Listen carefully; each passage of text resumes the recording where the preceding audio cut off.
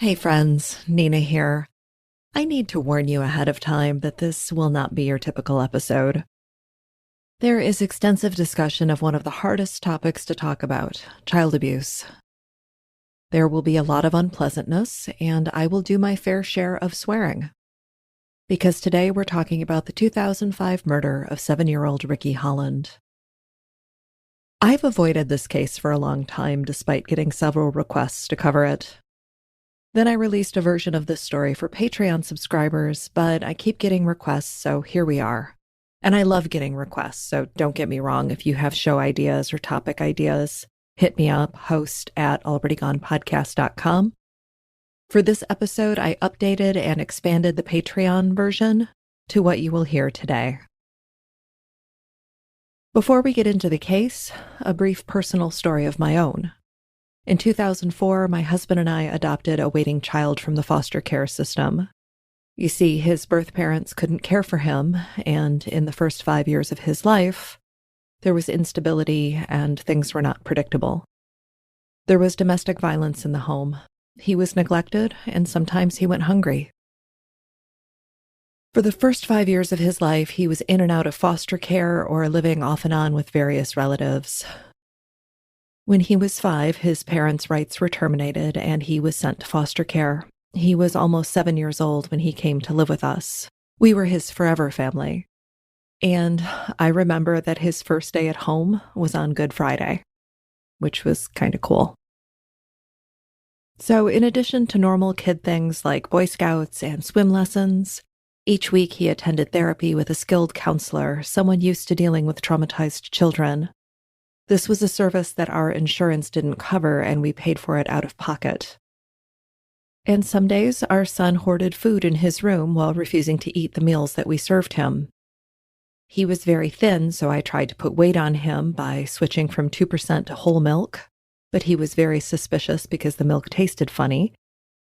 He'd been offered spoiled milk or rotten food from his birth parents' fridge one too many times, so any changes in his diet, even little things like the wrong kind of bread or a change in cereal, would lead to issues. Those first couple of years that he lived with us, he ate a lot of peanut butter and jelly sandwiches, 100 pounds of strawberries, and no shortage of chicken strips with ranch dressing. And our son, he wanted desperately for us to parent him, but he also was afraid to surrender to our rules and discipline because at such a young age, he'd been fucked over so many times by the so-called responsible adults in his life that his trust issues were large and wide. So we went from hoping that our brilliant little boy would someday go off to college and study engineering to hoping that he would love himself enough to finish high school, which he did manage to do. And I'm not sure that I can express to you just how challenging he could be or how much we loved him. We advocated for him and we were utterly exhausted by him. But I can tell you it was worth it. It was worth every minute of it. He's now in his 20s and he's happy. He's relatively well adjusted. He has a circle of friends that he trusts. He has a job that he enjoys and he has a future that he's excited about. What more could a parent ask for? So this case, Ricky's case, it struck a chord with me because our son and Ricky Holland were both born in the second half of 1997. Both of these boys were born to parents who loved them but were completely unsuited to the role of parent. These were people that could barely take care of themselves, let alone a child who is dependent on them for survival. So in the summer of 2005, our son was at home with us, and across the state, Ricky Holland was living with his new family. The Holland home was a busy one. In addition to 7-year-old Ricky, his adoptive parents, 36-year-old Tim and his wife, 34-year-old Lisa, the Hollands had also taken in 2 of Ricky's younger half-siblings, and they had a new baby, which I believe was their biological child. And while our son was learning to swim, spending time with the family dog, and enjoying mother-son vacations to meet far-flung family, Ricky Holland was having a very different experience. So come with me to July of 2005, when a little boy vanishes from the family home, leading to a long mystery with a tragic ending. Ricky was born in September 1997 to 16-year-old Casey Gann in Southern California. In 2000, Casey is living in Jackson, Michigan. She's homeless and tells a caseworker that she cannot care for her little boy any longer. She asks that her son be placed in foster care. Ricky's birth father, a 40-year-old named Ricky Gann, he's in and out of prison on drug charges, and he's not in a position to care for young Ricky. And listeners, we're not even going to get into a 40-year-old man having a baby with a 16-year-old girl. When Casey surrenders her son to the state, Ricky is sent to live with foster parents Tim and Lisa Holland. And in 2002, Casey's parental rights are terminated by a judge, and in 2003, the Hollands legally adopt Ricky, changing his name from Ricky Gann to Ricky Holland. I want to mention here that in addition to receiving a stipend from the state for parenting Ricky, the Holland family gets an additional $450 each month because Ricky is considered a special needs child. Now, my understanding is that when you adopt a child from the foster system, you get a monthly stipend to help support that child. Obviously, this varies by state and by circumstance. When we adopted our son, our family earned too much to qualify for any support, but they did provide him access to Medicaid, and as a young adult, he qualified for tuition assistance should he choose to go to college. In the fall of 2002, Ricky rides the bus to school each day to attend a Head Start program. His mother, Lisa, tells the school that Ricky is, quote, special needs, and she requests that he be transported into school by the special education bus while wearing a harness.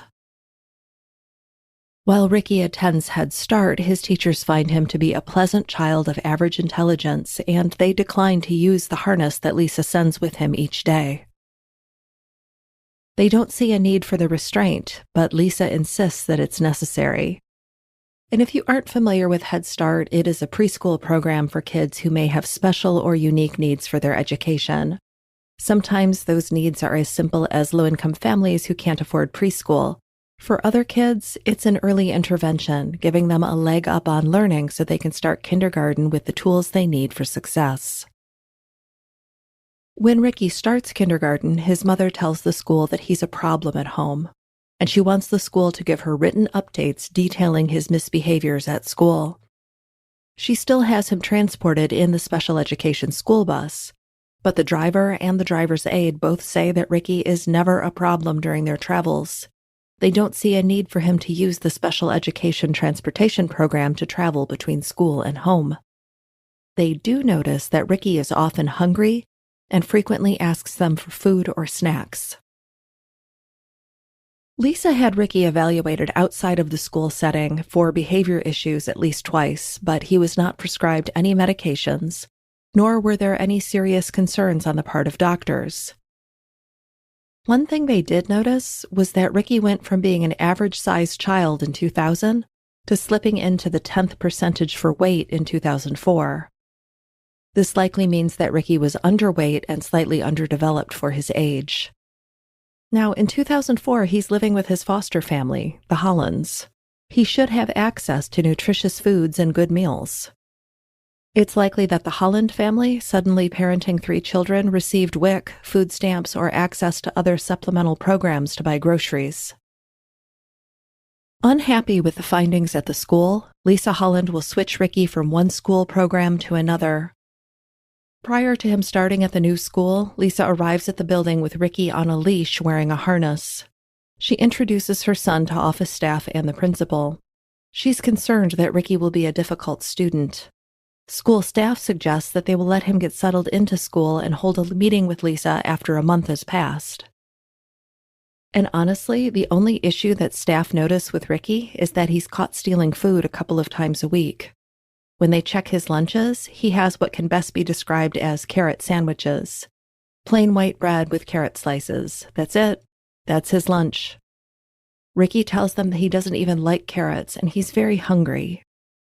And listeners, what I don't understand, and this comes from my time working in the schools, why isn't Ricky receiving free or reduced price lunch at school? At this time, 2004, 2005, a reduced price lunch would cost about 40 cents a day. The Hollands received more than $400 a month to care for Ricky, so it would have cost them about $2 a week to pay for reduced school lunch. Why weren't they doing that? When the school advises the family that Ricky is stealing food, Lisa explains that Ricky and his parents hitchhiked from California to Michigan when he was 3, and that Ricky learned to steal and scrounge from this dark and dangerous time in his life. I don't understand how they accepted her explanation of carrot sandwiches. That's another story, and one that I have not seen a satisfactory answer to. And just like they discussed before school started, a meeting is held about 1 month into the school year.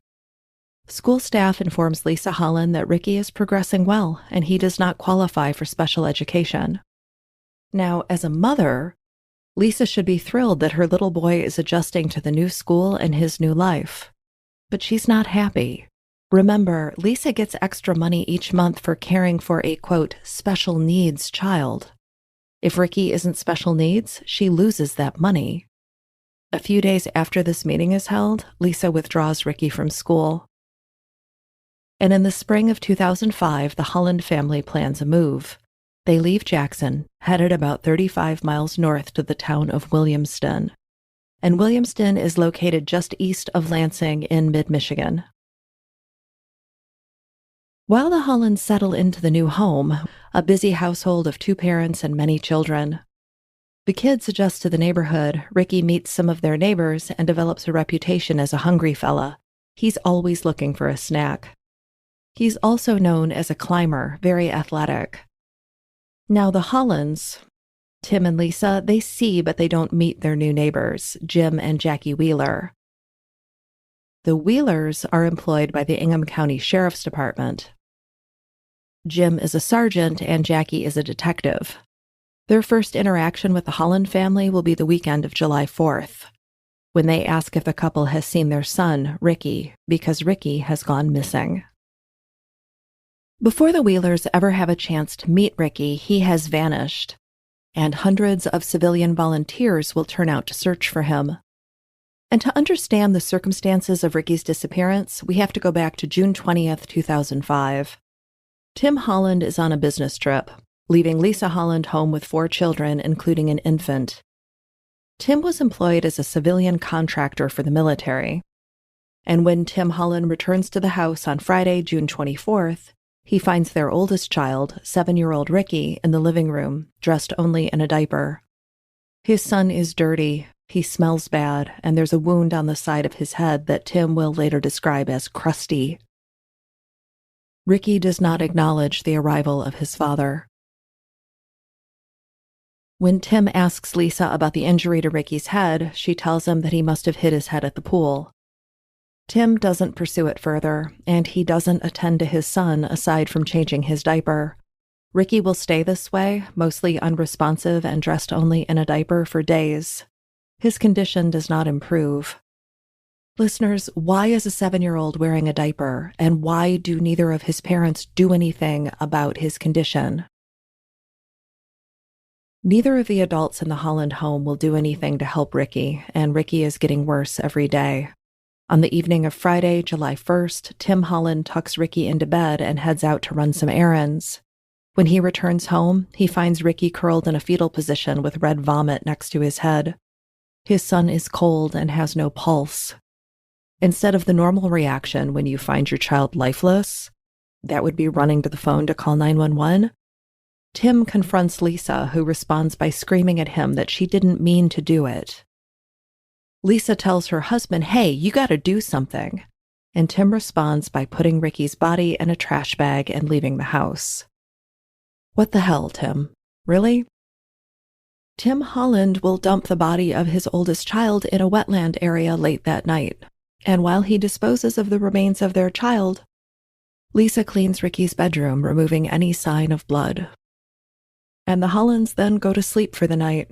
In the morning, they wake up to find Ricky's bed is empty, and they call the police to report that their son is missing.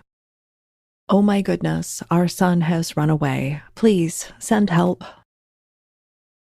The community, their new community, since they've lived there only a couple of months, rallies around the Hollands. There are multiple searches, people on foot combing the community. The Oakland County Sheriff offers their helicopter as air support for the search. The Hollands will tell investigators that Ricky took his backpack, a box of fruit snacks, and some of his favorite action figures with him when he left the house. News stories about Ricky's disappearance feature photos of Tim and Lisa looking grim and serious at the Search Command Center on July 7th. The Hollands also make several appearances on local television. They are pleading for safe return of their son. Can you believe these people? I have feelings about this, and we're just going to continue. So, do you remember the Hollands' neighbors, the Wheelers, Jim the sergeant and Jackie the detective? They are suspicious of the Hollands from the start. Their interest in the couple is piqued during a bizarre exchange with the family. They'd stop by to offer neighborly support, only to find Lisa Holland yelling at her husband that he needed to dress the kids so that the family could go out for breakfast.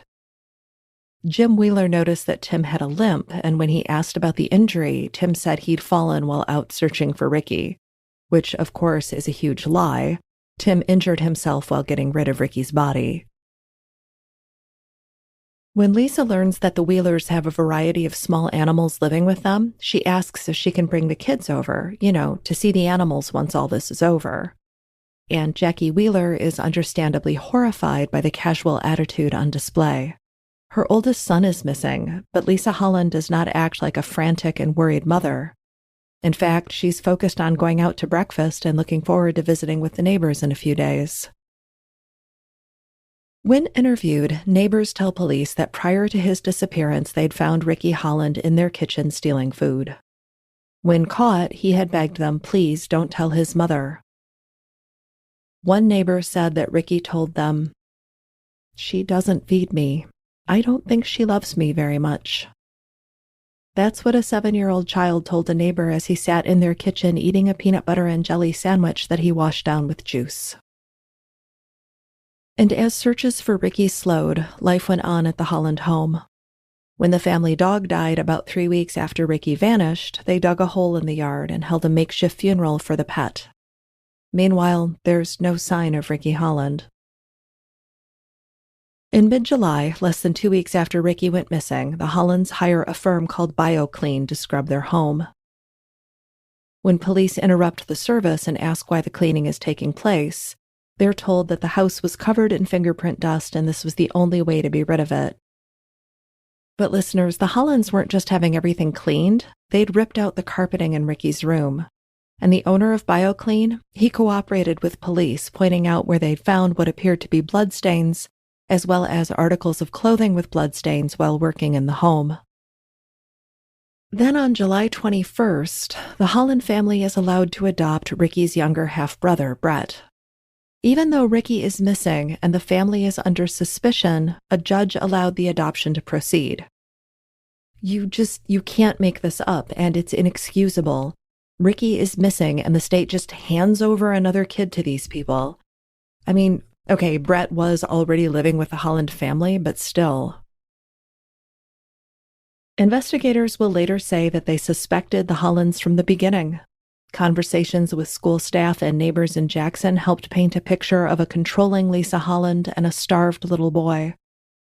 No one talked about Lisa as an attentive or affectionate mother. It was always something negative. Ricky Holland wasn't just lacking in food, he was lacking in love and affection from the woman who chose to be his mother. After giving polygraphs to Tim and Lisa, investigators again asked Tim to show where Ricky left the house from. Originally, the Hollands told police that Ricky must have climbed out his bedroom window to leave the family home. When investigators asked Tim Holland to remove the screen like Ricky did when he left, Tim Holland hesitates, then the grown man needs to use some force to move the screen. He gets it out of the window in the end. Holland is asked, "You think your kid did that?" And Tim says, "I don't know." Then they ask him what he thinks happened to Ricky, and he tells them that he doesn't know.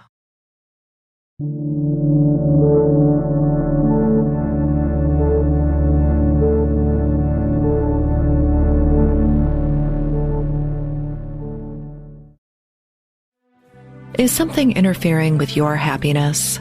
Is something in the way of achieving your goals? BetterHelp Online Counseling is there for you. Connect with your professional counselor in a safe and private online environment. You can get help on your own time and at your own pace. Licensed professional counselors who specialize in depression, stress, anxiety, trauma, relationships, family conflict, LGBTQ issues, and more.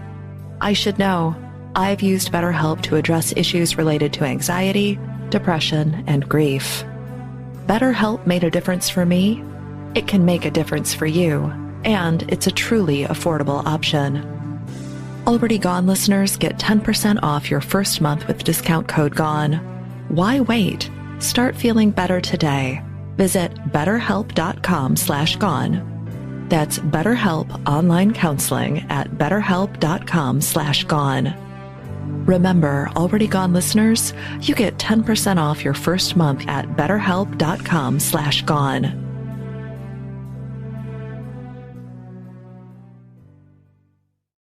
On July 5th, 2005, 7-year-old Ricky Holland was reported missing from the Holland family home. But listeners, you and I know their story, that the little boy loaded his backpack with toys and fruit snacks before climbing out the window. That story just isn't true. And on September 6th, police arrive at the Holland home early in the morning. They have a warrant to search the property. Lisa and the 4 younger children are up and about. She says she will take the kids and leave so they can search. As she's getting ready to go, she retrieves a backpack from the closet. Investigators want to look inside of that bag, but Lisa hesitates. She says, "This is a diaper bag, and I need it if I'm leaving with the kids." But when they open the bag, inside are diapers, wipes, fruit snacks, and a plastic bag containing an orange t-shirt. The shirt is cut up and stained with what appears to be blood. Lisa says she's never seen the baggie with the t-shirt before and doesn't know what it is or how it got there. They show the bag to Tim, and he says the same. He doesn't know anything about it. What strikes investigators as they search the Holland home is that there is no sign of Ricky. Few photos, few of his belongings, but there are blood spatters on the wall in the hallway, but when the blood is tested, it doesn't belong to Ricky. Police will even dig up the remains of the family dog to make sure nothing else is buried in the yard on Douglas Street in Leroy Township. But they find no sign of Ricky in or around the split-level house that the Holland family calls home. The secrets of Tim and Lisa Holland unraveled, but not in the way that anyone expected. It started because of Tim's job. As a civilian military contractor, he was expected to adhere to certain standards. One of them was that he could not misuse his work computer. As part of the search for Ricky, Tim's work computer was searched forensically, and literally thousands of pornographic images were discovered. When adult materials were found on the machine, Tim blamed his wife. He knew that those images put his job in jeopardy, and he pleaded for leniency. He said, "Hey, my child is missing. I need this job." But visiting adult websites and downloading illicit content put his security clearance in jeopardy, and that meant that he could no longer be employed. When he told his wife what they found on his computer, he and Lisa fought, and she allegedly backhanded him, cutting his face with her ring. On January 26, 2006, Tim Holland filed assault charges against his wife. And honestly, investigators are thrilled to have him at the station, so they begin the delicate act of questioning him, again, about Ricky. This time, their tactics work. Tim Holland is ready to talk. He tells them that his wife, Lisa, she's abusive and controlling. She's only 5 feet tall, but she's brutal. He tells them about multiple incidents, times that she'd cut up his clothing, threatened him with scissors, and one time while he was in the shower, she allegedly threw a hairdryer into the shower trying to electrocute him. That night, they take Lisa into custody while she's visiting her parents. And she says, yeah, she and Tim did argue, but his claims of abuse are just not true. On January 27th, Tim Holland leads investigators to the body of his son. While the family dog received a burial and a funeral in the yard, the small body of Ricky Holland was discarded in the weeds like trash. In February of 2006, the Hollands are charged with Ricky's murder. Tim agreed to testify against his wife in return for a reduced sentence. And listeners, I'm not at all surprised that Lisa Holland blamed her husband for Ricky's death. And at Lisa's trial, the entire nightmarish story plays out.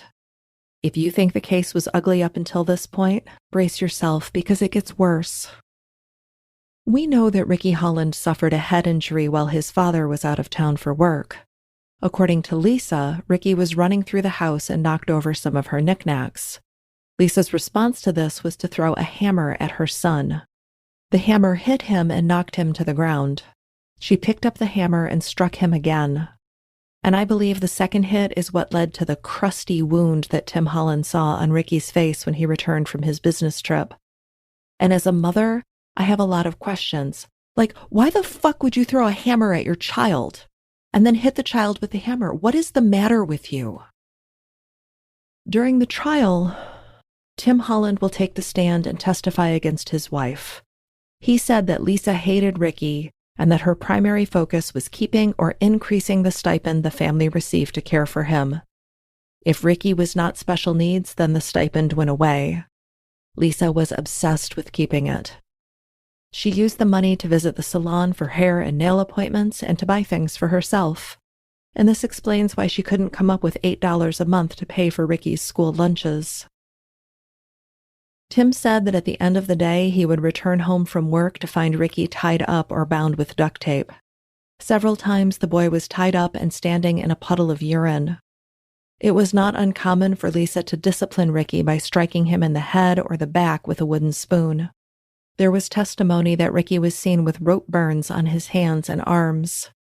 The marks were from times that Lisa had restrained him by tying him to his bed. It was revealed that she also used handcuffs, which Ricky didn't like because they were cold against his legs. And that might be one of the worst things I've ever heard. "Mama, I don't like the cuffs. My legs are cold." This was a little boy who should have been wrapped in a blanket and given ice cream and fresh fruit and lots of hugs. And what Lisa Holland gave him was a nightmare. Tim testified that Lisa frequently made Ricky wear a diaper even though he was completely potty trained. She also sent Ricky to school in second grade wearing diapers. At trial, experts testified that what Lisa Holland was doing or attempting to do to Ricky was Munchausen's by proxy. She repeatedly sought to have him diagnosed with behavioral or other mental health issues using school staff, doctors, and mental health professionals to maintain or increase the monthly stipend the family received for Ricky's care. During the trial, an anthropologist from Michigan State University took the stand. He testified that while Ricky did not have a skull fracture, there could have been bleeding on the brain in the days prior to his death since he'd been struck in the head with a hammer. The anthropologist also described injuries to Ricky's remains, including a fractured jaw and a broken shoulder. Denying him food, restraining him, and using physical violence to subdue or control. These are acts of abuse that occurred before Ricky was left to die alone in his bed. While the other children also had limited access to food, it appears that Ricky was singled out for the worst treatment imaginable by his so-called mother. On November 28, 2006, Lisa Gail Holland was found guilty of first-degree murder and sentenced to life without parole in the death of Ricky Holland. Her husband, Tim Holland, he took a plea. He's serving a sentence of 30 to 60 years at the Oaks Correctional Facility in West Michigan. His earliest release date is January 2036 when he is 66 years old. And I sincerely hope that Ricky's siblings are somewhere safe and happy, far away from the evils of the Holland house. If you are interested in more details of this case and the investigation, the Lansing State Journal did a 14-part series, and it is really well done and definitely worth reading if you're interested. On another note, if you are looking for additional content, you can find fresh stories on Patreon for only $2.50 a month. Visit patreon.com/alreadygone to learn more. I have also started a YouTube channel where you will find new stories each week. Right now, we're featuring the 1989 murder of Tracy Kirkpatrick from Frederick, Maryland. The channel is under my name, Nina Instead. That's NINAINNSTED. You can support the podcast by visiting our sponsor, BetterHelp.